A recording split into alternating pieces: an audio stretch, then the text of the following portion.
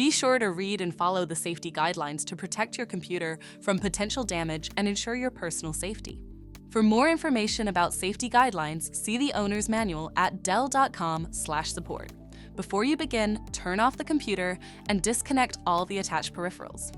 To remove the solid-state drive 2230, loosen the 4 screws on the sides of the base cover.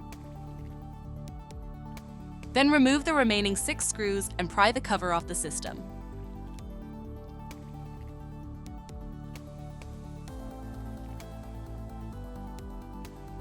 Unplug the battery cable.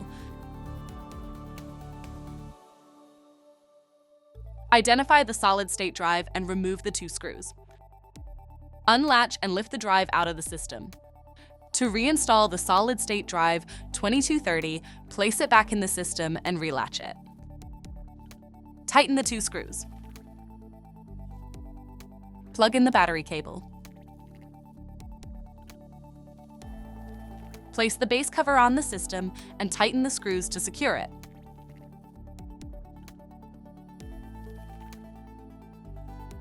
For more information about your Dell system, visit dell.com/support.